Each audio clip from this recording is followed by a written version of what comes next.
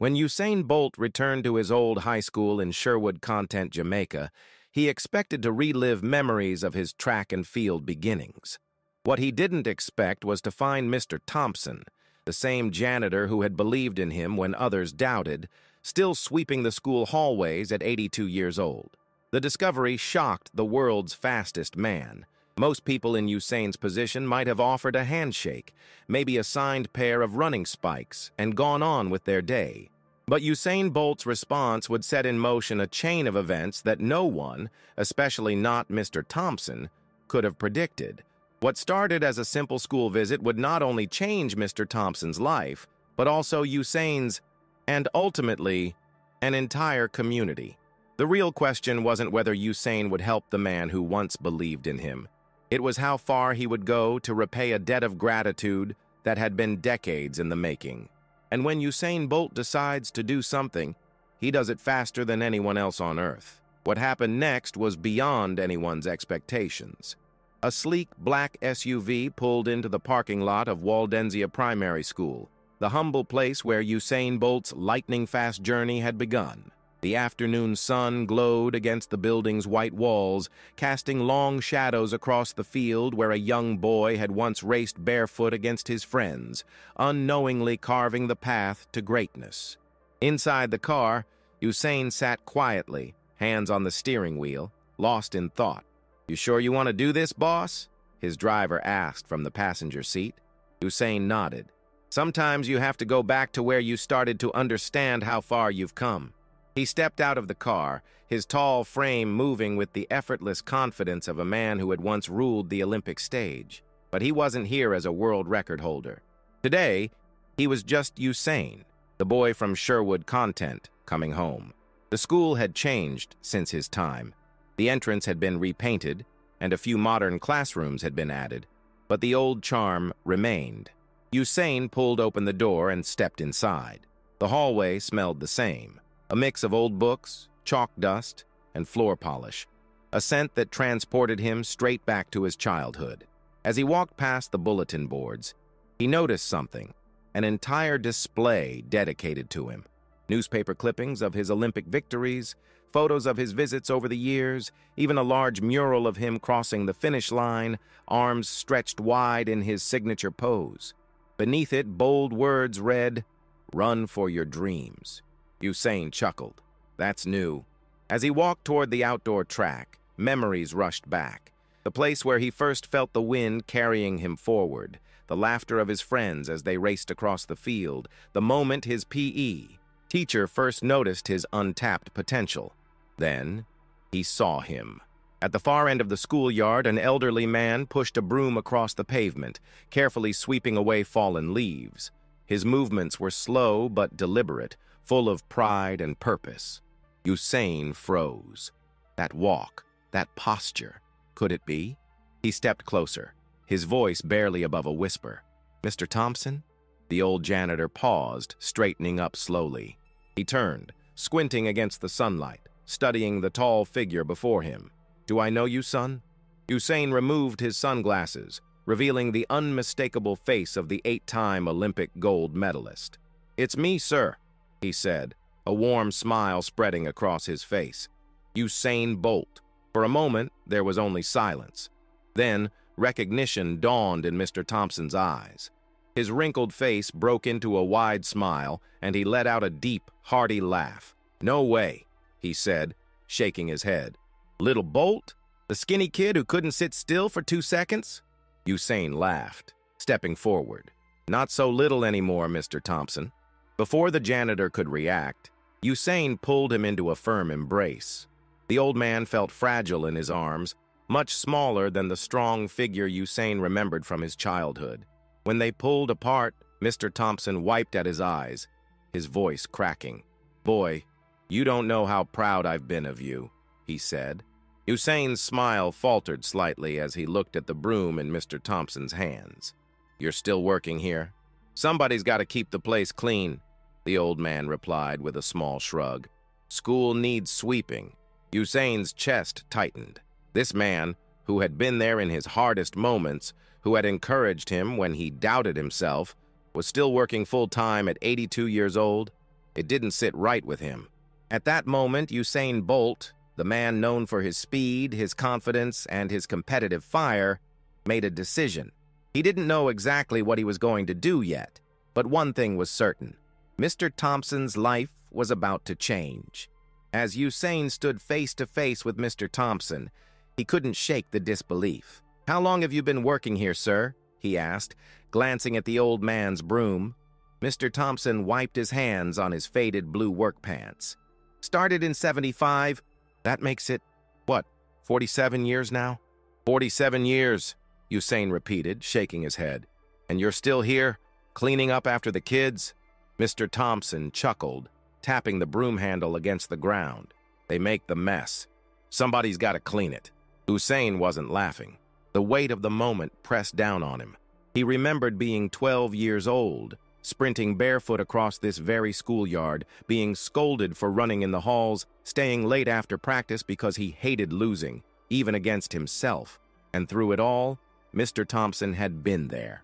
When teachers scolded him for being too hyper, Mr. Thompson had simply smiled and said, "Maybe he just hasn't found his race yet." When Usain got frustrated because he wasn't the fastest kid in school at first, Mr. Thompson was the one who told him, "Speed ain't just in your legs, son, it's in your heart." And now, here he was, still sweeping floors, still working, still carrying the same quiet pride. It didn't sit right. "Let me take you to dinner," Usain said suddenly. Mr. Thompson blinked. "Dinner?" "Yeah," Usain nodded. "I want to catch up. Talk about old times." The old man hesitated. Bolt, I appreciate it, but I still got a few classrooms to sweep before I clock out." Usain put a hand on his shoulder. "I'll wait." Mr. Thompson studied him for a long moment, then finally nodded. "All right then, but no fancy places, yeah? I don't do that 5-star menu business." Usain grinned. "Don't worry, sir. I know just the place." An hour later, Mr. Thompson settled into the passenger seat of Usain's SUV, glancing around the luxurious interior like it was a spaceship. "Never thought I'd be riding in a car like this," he muttered. "Should have let me pick you up years ago then," Usain joked. The drive through the streets of Sherwood Content was quiet at first. Mr. Thompson pointed out things that had changed, new buildings, old businesses that had shut down. But then, Usain turned the conversation toward the man himself. "So tell me, sir," he said, keeping his eyes on the road, "why are you still working?" Mr. Thompson sighed, rubbing his hands together. "Well, retirement don't pay the bills, son. School pension ain't much, and with my wife's medical costs..." Usain's grip tightened on the steering wheel. "Mrs. Thompson's sick?" "Stroke," the old man said, voice soft. 3 years ago. Lost the use of her legs. Had to convert the dining room into a bedroom for her 'cause she can't manage the stairs no more." Usain was silent. "Insurance only covered a few therapy sessions," Mr. Thompson continued. "After that, we had to figure things out ourselves. So I kept working. Gotta keep her comfortable, you know." Usain swallowed hard. This was wrong. This man, who had spent his life taking care of others, was still breaking his back just to keep a roof over his head. His wife was struggling. Their home wasn't even accessible. And all the world's fastest man could think was, "How did I not know?" He pulled the car into a small roadside diner, the kind that still used plastic booths and had a handwritten menu above the counter. Mr. Thompson raised an eyebrow. "Didn't think a big shot like you still ate at places like this." Usain smirked. "I may have set world records, but I haven't forgotten where I come from." They stepped inside and immediately heads turned. Whispering spread through the restaurant as people recognized the Olympic champion. Usain waved at a few fans, then turned to Mr. Thompson. "Table in the back, yeah?" The old janitor nodded, and they slid into a booth away from the crowd. A waitress approached, eyes wide. "My goodness, Usain Bolt, in my restaurant? What can I get you?" Usain glanced at Mr. Thompson. "What are you having, sir?" "Just a simple chicken and rice," he said. The waitress turned to Usain. "I'll have the same," he said, setting his menu down. "And bring us 2 of your best fruit punches." Mr. Thompson chuckled. "Still drinking fruit punch, huh?" "Always," Usain grinned. "Can't beat it." As their food arrived, Usain steered the conversation back to Mr. Thompson's life, Tell me about the students you've seen come through that school, he said. The old man's face lit up as he talked about the kids he had helped over the years. The boy who struggled with reading, the girl who nearly dropped out but turned her life around, the troublemaker who grew up to be a doctor. You see, Mr. Thompson said, pointing his fork at Usain, everyone always asks me about you, but I've seen hundreds of kids pass through those halls. And let me tell you, son, each one has something special. Some just need a little more time to find it. Usain nodded slowly. Like me. Mr. Thompson smiled. Like you. Then Usain leaned forward. You said retirement isn't an option for you, he said. But what if it was? The old man chuckled. Retirement's for folks who got money saved up. Me, I just make ends meet. But what if you didn't have to? Usain asked again. What if you could stop working today? Mr. Thompson frowned. Son, I appreciate the thought, but life don't work like that. Usain leaned back in his seat, studying him. Maybe it should. There was a long pause. Finally, Mr. Thompson chuckled. You've got that look in your eye. Same one you had when you was a boy, right before you decided to run faster than everybody else. Usain grinned. That's because I just made a decision, sir. And what's that? The Olympic legend folded his arms. I'm going to change your life, Mr. Thompson laughed, shaking his head. Now, what does that mean? Usain smiled, but his voice was serious. You'll see. The drive back from the diner was quiet. Mr. Thompson was relaxed, enjoying the full belly and the rare evening spent as a guest, not a janitor. Usain, on the other hand, was restless. His mind raced, faster than his legs ever had. By the time he pulled up in front of the modest one-story home where Mr. Thompson lived, his plan was already forming. Mr. Thompson unbuckled his seatbelt with a satisfied sigh. Good meal, good conversation. You didn't have to do all this, you know. Usain looked at the house. It was small but well kept, except for the sagging roof, the cracked steps leading to the front door, and the narrow walkway barely wide enough for a wheelchair. This is where you and Mrs. Thompson live? He asked. For the past 40 years, the old man said proudly. Usain took in the details. How the wooden railing wobbled slightly as Mr. Thompson grabbed it to steady himself. How the porch light flickered like the wiring was faulty. How the windows had warped with age. Not for much longer, Usain thought. You want to come in for a bit? Mr. Thompson asked. Usain smiled. I'd love to. The inside of the house was just as Usain expected. Clean, well-loved, but worn. The furniture was old but neatly arranged. Family photos covered the walls, and a small TV sat in the corner, playing highlights from a past Olympic race. Mrs. Thompson, a frail woman in a wheelchair, turned her head when she heard the door open. James, is that? She paused, eyes going wide. Lord have mercy. Usain Bolt? In my house? Usain laughed and walked over to shake her hand. Yes, ma'am. It's an honor to meet you. Mrs. Thompson beamed. This man of mine won't stop talking about you, you know, she said, nudging her husband. I tell him all the time, James, you act like you raised the boy yourself. Mr. Thompson chuckled. I just gave him a few words here and there. Those words mattered, Usain said seriously. Mrs. Thompson's smile softened. He's been giving out wisdom for decades, but he never takes care of himself. Usain turned to her. How are you holding up, ma'am? She waved a hand. Oh, I manage. Usain's eyes drifted to the corners of the house, where medical supplies were stacked against the wall, where the dining room had been turned into her makeshift bedroom because the hallway to the actual bedroom was too narrow for her wheelchair. Then he noticed something that made his chest tighten. In the living room, by the window, was a mattress on the floor. He turned to Mr. Thompson. You sleep there? The old man hesitated. Well, Martha needs the hospital bed, and our old bed was too high for her to get into. So I just... Usain cut him off. So you sleep on the floor? Just temporary, Mr. Thompson said quickly, until we figure something else out. Usain felt his jaw tighten. This proud, hard-working man, the same man who had encouraged him when no one else did, was now sleeping on the floor at 82 years old. Usain glanced at Mrs. Thompson, then at the home around them, the cracked ceiling, the worn carpet. the outdated wheelchair that barely seemed functional. He took a deep breath, and then, without hesitation, he made the decision. This wasn't just about Mr. Thompson's job anymore. It was about his entire life. An hour later, after sharing stories and more laughter, Usain said his goodbyes. But the moment he got back into his car, his expression changed. The warm smile faded, replaced by focus. He pulled out his phone and started making calls. First call, his business manager. "I need you to figure out how much it would take to cover someone's living expenses for the rest of their life." Second call, his lawyer. "I need a trust set up, and I need it done fast."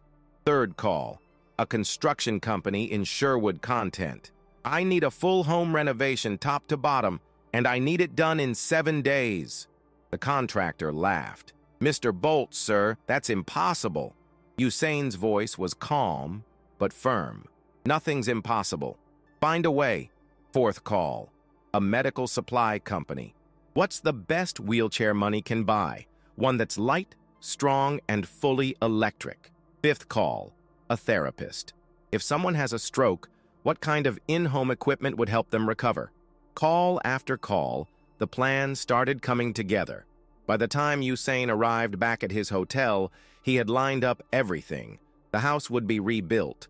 New floors, new roof, wider doorways, a full handicap-accessible bathroom, a brand new adjustable bed, so Mr.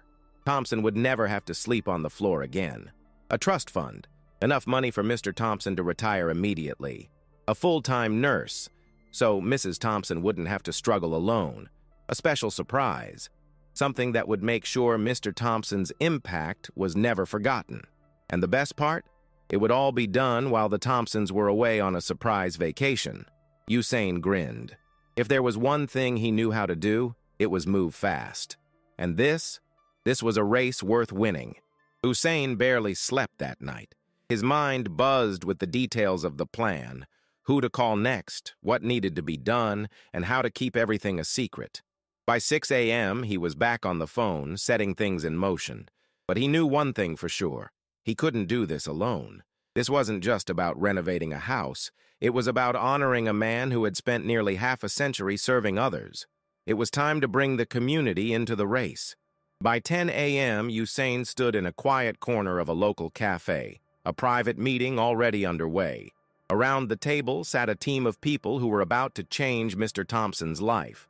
Dave, the contractor, Lisa, an interior designer, Marcus, a medical equipment specialist, Principal Johnson from Waldensia Primary School, a group of old friends from Usain's track days. Usain cleared his throat. "First of all, thank you all for coming," he began.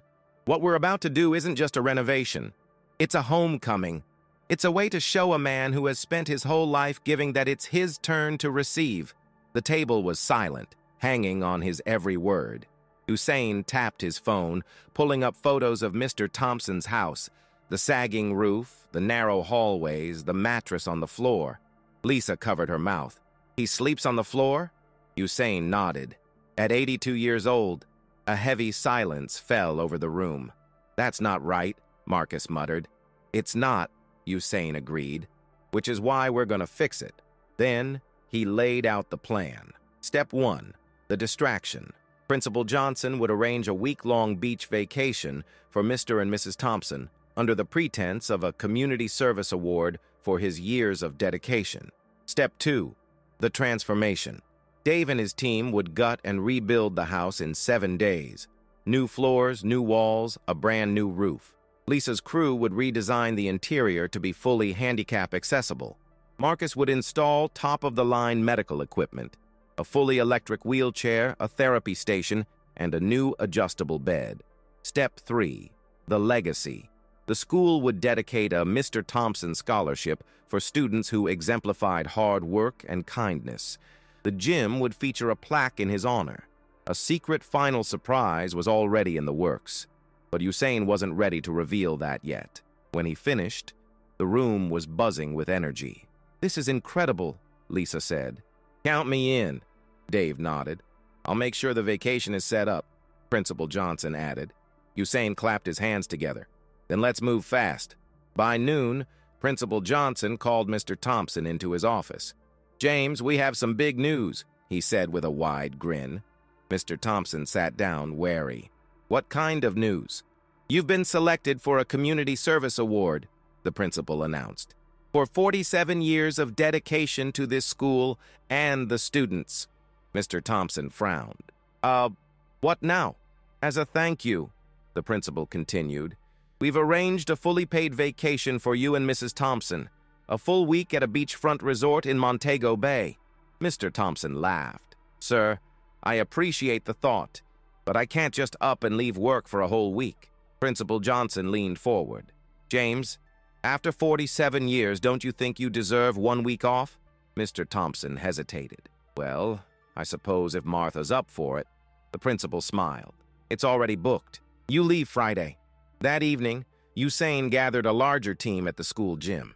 It wasn't just professionals this time. It was students, teachers, parents, old classmates, neighbors, people who had all been touched by Mr. Thompson's kindness. Some had stories about him staying late to clean up after school events. Others recalled small acts of kindness, him fixing a broken bike, giving a struggling student lunch money, helping a kid who had lost their backpack. One former student, now a teacher herself, fought back tears as she spoke. "My parents couldn't afford my school fees 1 year," she said. "Mr. Thompson paid them. He never told anyone. Just said, 'Education comes first, child.'" Heads nodded. That was the kind of man Mr. Thompson was. It was time to give back. "Let's do this," Usain said. And just like that, the entire town was on board. By Friday morning, Mr. and Mrs. Thompson left for Montego Bay, completely clueless about what was happening back home. The moment their taxi pulled away, the real work began. At 8 a.m. sharp, Usain stood in front of the house wearing work gloves and a determined expression. Behind him, a small army of workers and volunteers waited for instructions. "All right," Usain said, clapping his hands. "Let's move." And just like that, the demolition began. The roof came down first, workers tearing away years of weather damage. Walls were knocked out to widen the hallways for Mrs. Thompson's wheelchair. The old bathroom was gutted, making way for a luxury walk-in shower. By the end of day 1, the house was barely recognizable. Usain walked through what used to be the living room, shaking his head in amazement. "We're actually doing this," he muttered. Dave walked up, covered in dust. "We're moving fast." Usain grinned. "That's the only way I know how." By day 2, something incredible happened. More volunteers started showing up. A local furniture store offered to donate an entire new living room set. A grocery store promised to stock the kitchen for the next 3 months. A hardware store provided materials for free. And then, the biggest surprise yet. A group of Olympic sprinters, Usain's old teammates, flew in to help. They didn't come for publicity. They came because Usain told them who this man was. And when they heard the stories, they dropped everything to be there. One of them, Johann Blake, shook his head as he picked up a hammer. "You know," he said, looking around, "we've won medals together, Bolt, but I think this might be the best thing we've ever done." Usain smiled. "Not might be. Is." The sun rose over Sherwood Content on day 3 of the transformation, and the house was already taking shape. Where there had once been cracked walls, new ones stood tall. Where there had been narrow hallways, wide, wheelchair-friendly spaces opened up. Where there had been a sagging roof, a brand-new structure gleamed under the morning light. Usain Bolt stood in the front yard, hands on his hips, taking it all in. They were ahead of schedule. But there was still so much to do. The landscaping crew arrived at 8 a.m. sharp. They immediately got to work. A paved walkway was installed, smooth and wide enough for a wheelchair. Raised garden beds were placed in the backyard, filled with herbs and flowers, Mrs. Thompson's favorites. A new patio area was built, perfect for morning coffee under the Jamaican sun. Inside the house, the real magic was happening. The new kitchen cabinets were installed, lowered so Mrs. Thompson could reach everything. The bathroom was nearly complete. A walk-in shower, safety bars, and a custom-built sink designed for easy wheelchair access. The bedroom featured a brand new adjustable bed, large enough for Mr. and Mrs. Thompson to finally sleep together again. And the most important part, no more mattress on the floor. By day 4, word had spread far beyond Sherwood content. People from neighboring towns started showing up, offering to help. A local flooring company donated polished hardwood. A tech company offered to install a smart home system so that Mrs. Thompson could control lights, temperature, and doors with the push of a button. A church group brought food, water, and supplies for the workers. It wasn't just a renovation anymore. It was a movement. Usain looked around at the dozens of volunteers, former students, neighbors, strangers, all coming together for one man, for Mr. Thompson. He felt a lump in his throat. "Boss," Dave the contractor called, "we need your input on the final details." Usain snapped out of his thoughts. Yeah. What's left? We're ready to furnish the place tomorrow. But there's one more thing you need to see." Dave led Usain into what had once been the storage room. Now, it was something else entirely. "This," Dave said, waving his hands around, "this is the new James Thompson Community Center." Usain's eyebrows shot up. "Wait, what?" Lisa, the interior designer, grinned. "The school, the neighbors, and a few donors pitched in. We turned the storage space into something bigger." Usain turned in a slow circle, taking in the room. The walls were lined with bookshelves, inspirational quotes, and framed photos of Mr. Thompson with generations of students. In the center was a large wooden desk, a place where Mr. Thompson could sit, work, and, as Principal Johnson put it, keep changing lives. "This will be his space," Lisa explained. "A place for students to come, talk, learn, where he can be a mentor instead of a janitor." Usain shook his head, a huge smile spreading across his face. "He's going to lose his mind when he sees this." "That's the idea," Dave smirked. By the time the sun set on day 6, the house was finished. Usain stood on the freshly paved driveway, exhausted but proud. The final checklist was complete. New floors, walls, and roof. Fully accessible home for Mrs. Thompson, brand new kitchen and bathroom, a retirement trust for financial security, the surprise mentorship center. And the most important thing? Tomorrow, Mr. Thompson would come home and realize that his life had just changed forever. Usain took a deep breath, looking at the house. He had set world records. He had won Olympic gold. He had conquered the world. But somehow, this felt like the greatest victory of all. The morning sun cast a golden glow over Sherwood content as the final pieces of the surprise came together. The house was ready. The community was gathered. The moment had arrived. And in just a few minutes, Mr. and Mrs. Thompson would pull up, completely unaware that their entire world was about to change. At 11:45 a.m., Usain Bolt stood at the end of the freshly paved driveway, his heart pounding. The crowd behind him, neighbors, students, teachers, volunteers, and even some of Usain's old Olympic teammates, waited in silent anticipation. A large red ribbon stretched across the front door. Beneath it, a sign read, "Welcome home, Mr. and Mrs. Thompson." Then, at exactly 11:50 a.m., a black SUV turned the corner and slowly rolled toward the house. Inside, Mr. Thompson sat in the passenger seat, looking out the window with confusion. "James," Mrs. Thompson said, her voice uncertain, "why are all these people outside our house?" The car stopped. Scotty, Usain's friend who had been keeping the Thompsons company at the beach resort, stepped out first and opened Mr. Thompson's door. "Sir," he said with a knowing grin. "Welcome home?" Mr. Thompson stepped out cautiously, looking around. Then his eyes landed on Usain. "Bolt?" he asked, bewildered. "What's going on?" Usain took a deep breath, stepped forward, and smiled. "Mr. Thompson," he said, "it's time for you to see what happens when a whole community comes together. For a man who spent his whole life giving." He took Mr. Thompson's arm and gently guided him forward. The crowd fell silent. Mr. Thompson stared at his house. Except it wasn't his house anymore. It was something more. The cracked walls were gone. The roof gleamed under the sunlight. The narrow doorways had been widened, and the porch The same porch he had stepped onto every night after a long shift now had a new ramp, made just for his wife. His hands trembled. "What?" he whispered, struggling to find the words. Then, Usain handed him the scissors. "Would you do the honors, sir?" Mr. Thompson's hands shook as he cut the red ribbon.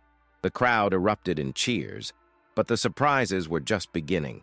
The moment they stepped inside, Mrs. Thompson gasped, "Oh, my Lord." The home they had known for 40 years was gone.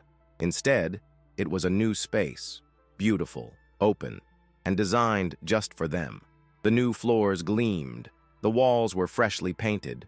The furniture was brand new. And the biggest change of all? The hallways were wide enough for Mrs. Thompson's wheelchair. Tears welled up in her eyes. I can move around," she whispered. For the first time in years, she was able to wheel herself freely through her own home. Mr. Thompson followed behind her, his breath shaky. His eyes landed on the new kitchen, where every cabinet had been lowered so Mrs. Thompson could reach them. The bathroom, with its luxury walk-in shower and built-in seat. And finally, the bedroom. Mr. Thompson stopped in the doorway, unable to move. There, in the center of the room, was a brand-new adjustable bed, a real bed. For the first time in 3 years, he wouldn't have to sleep on the floor. His lips trembled. I don't deserve this," he said, his voice breaking. Usain stepped forward. "Yes, you do," he said firmly. Then he pointed to the last door at the end of the hallway. "And there's one more thing." Usain led Mr. Thompson to the storage room that had been completely transformed. The door had a plaque on it. It read, "The James Thompson Community Center." Mr. Thompson froze. "What is this?" he whispered. Usain smiled. "This is where you'll keep changing lives." The door opened, revealing a beautiful space filled with books, a large wooden desk, and walls lined with framed photos of students who had been impacted by Mr. Thompson over the years. "You spent your life giving to this community," Usain said. "Now, this community is giving something back. This is a place where students can come to you for guidance, advice, and mentorship." Mr. Thompson's face crumpled. You built this for me?" "We built this because of you," Usain corrected. Mr. Thompson wiped his eyes. "I don't even know what to say." "Then don't say anything," Usain said softly. "Just enjoy it." Just when Mr. Thompson thought the surprises were over, Usain handed him a folder. "This," he said, "is the paperwork for the house. The mortgage, paid off. This home is yours, free and clear." Mr. Thompson stared in shock.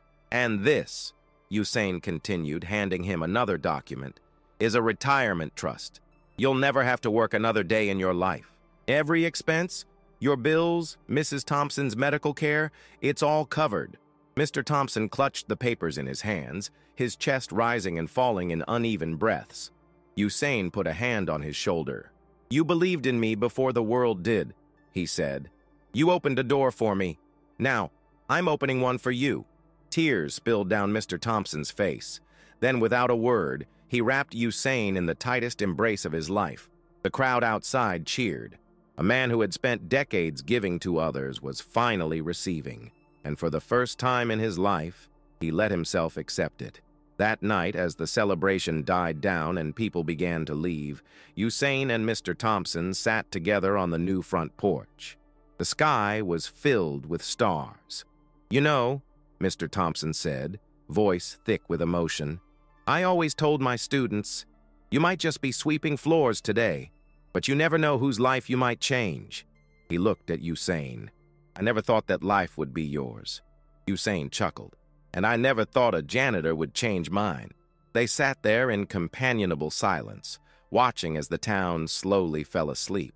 Then, after a long pause, Mr. Thompson said, "I think this is the first night I'm going to sleep without worry." Usain smiled. "You better," he said, "because tomorrow you wake up in the life you deserve." Mr. Thompson nodded, his eyes drifting shut. And for the first time in a long time, he let himself rest. The morning after the big reveal, Mr. Thompson woke up feeling something he hadn't felt in decades. Peace. No alarm clock. No aching bones from sleeping on the floor. No rushing to work before sunrise. Just stillness. He turned his head and saw Martha sleeping soundly beside him in the same bed for the first time in years. He blinked back tears. This wasn't a dream. It was real. For the first time in 47 years, he didn't have to go to work.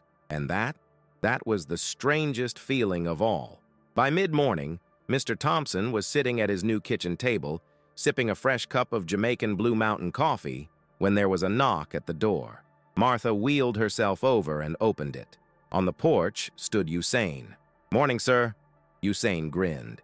"You sleep all right?" Mr. Thompson chuckled. "Can't remember the last time I woke up without an alarm clock." Usain held up a set of car keys. "Good, because we're going somewhere." Mr. Thompson frowned. "Where?" Usain just winked. "You'll see." 15 minutes later, Mr. Thompson was in Usain's SUV, watching familiar streets pass by. "This town hasn't changed much," he mused. Usain smirked. "Maybe not, but you have." Mr. Thompson raised an eyebrow. "What's that supposed to mean?" Usain didn't answer. Instead, he pulled into the parking lot of Waldenzia Primary School, the very place where Mr. Thompson had spent nearly 5 decades mopping floors, fixing broken desks, and making sure students had a clean place to learn. Mr. Thompson's stomach tightened. "What are we doing here?" Usain parked, turned off the engine, and looked at him. "There's one last thing I need to show you." Mr. Thompson hesitated, then sighed. "All right, son. Lead the way." As they walked through the front doors, the entire school was waiting. Teachers, students, former graduates. A sea of people, all standing in the main hallway, clapping.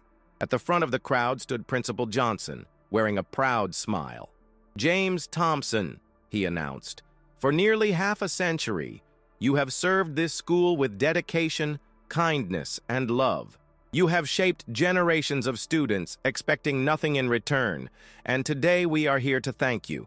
The clapping grew louder. Mr. Thompson froze. His hands trembled as he looked around. I don't deserve this," he whispered. Usain put a hand on his shoulder. "Yes, you do." Then, Principal Johnson gestured toward a covered plaque on the wall. "Mr. Thompson," he continued, "it is with great honor that we officially dedicate this building in your name." The curtain was pulled away, revealing the James Thompson Student Center, a permanent tribute to a man who had spent his life building a legacy without even knowing it. Mr. Thompson staggered backward. The words blurred through his tears. His name on the school itself. Usain leaned in. "You always told me, do your job with pride because you never know who's watching."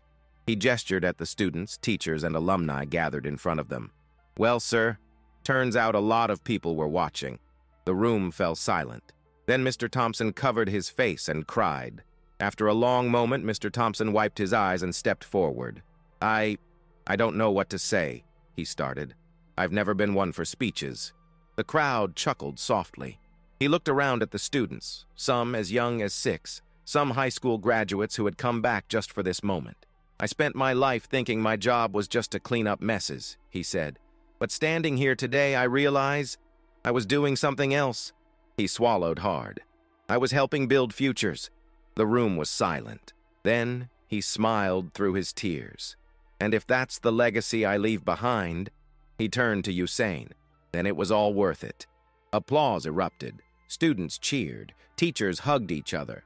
And in the middle of it all, Mr. Thompson stood tall, no longer the janitor in the background, but the hero he had always been. After the ceremony, Mr. Thompson walked slowly down the halls of his newly renamed student center. His fingers brushed against the fresh paint, the framed photographs of past students, the tribute wall filled with messages of gratitude. "This is yours now," Usain said, walking beside him. Mr. Thompson exhaled. "It's overwhelming, son." "Good," Usain chuckled. "Means we did it right." The old man stopped in front of a large framed picture, one taken years ago. It showed a young Usain Bolt, no older than 12, standing in the school gym with his arm around Mr. Thompson. The caption underneath read, "Every champion needs someone who believes in them first." Mr. Thompson smiled, shaking his head. "I had no idea," he muttered. Usain crossed his arms. "That's because you never asked for credit." Then he leaned in. "But now you don't have to." For the first time in his life, Mr. Thompson understood something. He had never just been cleaning a school. He had been shaping the future, one student at a time. And now, that future would never forget him. As they stepped outside, the warm Jamaican breeze swept through the air. Mr. Thompson looked up at the school one last time. Then he turned to Usain, eyes filled with gratitude. "Son," he said, voice thick with emotion, "I don't know how to thank you." Usain smiled. "You already did," he said, 47 years ago. They shook hands. And with that, a story that had begun decades ago in a quiet school gym finally came full circle. Because in the end, it wasn't about championships, records, or fame. It was about gratitude and making sure the people who built us never go unnoticed again. 3 months later, the sun was high over Sherwood Content, casting golden light over the James Thompson Student Center. Inside, Mr. Thompson sat at his desk, a desk that wasn't for cleaning supplies anymore. It was for mentorship, for helping students, for continuing the work of his life.